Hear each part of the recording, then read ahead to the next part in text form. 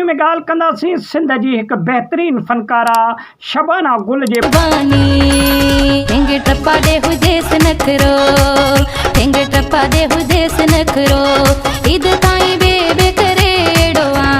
बारे में त शबाना गुल केरु ऐं किथां जी आहे ऐं उन खां अलावा शबाना गुल खे कंहिं परेशान कयो ऐं उन खां अलावा शबाना गुल जूं इहे बि ॻाल्हियूं हलनि थियूं त मुनवर मौलाई सां उन शादी कई आहे ख़ुफ़िया तौर ते।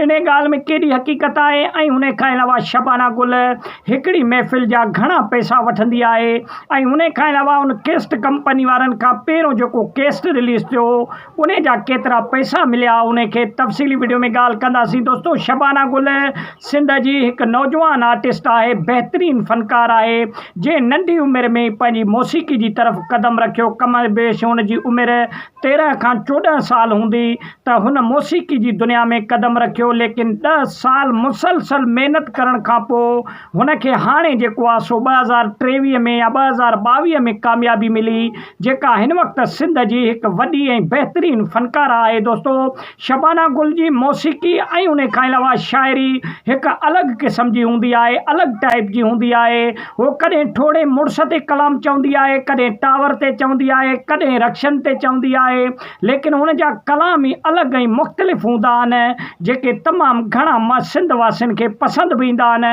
ऐं उन खां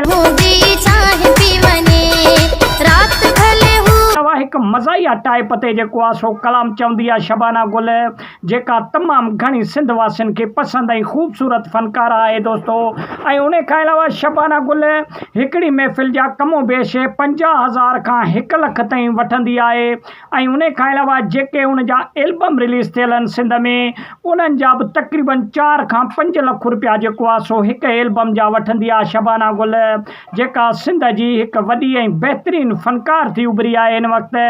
लेकिन खोड़ सारा माण्हू सोशल मीडिया ते तनक़ीद बि कनि था ऐं बुरो भलो बि चवनि था शबाना गुल खे, लेकिन असां पंहिंजे सिंध जा आर्टिस्ट ऐं सिंध जा गुलकार उन्हनि जो एतिराम कंदा आहियूं ऐं उन्हनि खे सुठी नज़र सां ॾिसंदा आहियूं।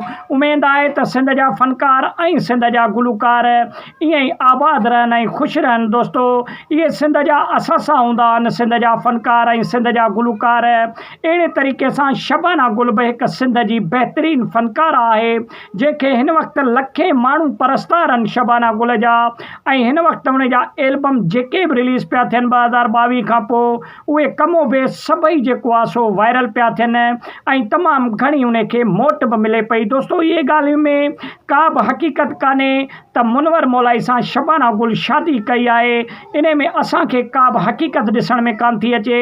ऐं शबाना गुल नंढी हुई जॾहिं फनकारी जे दौर में त इनकार कयोसीं त असां तव्हां सां शादी न कंदा। ॻोठ जे हिकिड़े वॾेरे ज़बरदस्ती उन सां शादी करण जी कोशिशि कई। उन जो पंहिंजो बि हिकिड़ो वीडियो बयानु साम्हूं आयो आहे जंहिंमें उहो दाहींदे ऐं रोईंदे शिकायत पई करे सोशल मीडिया ते। उहो नंढिड़ो क्लिप बि तव्हांखे असां वीडियो जे आगाज़ में ॾसींदासीं।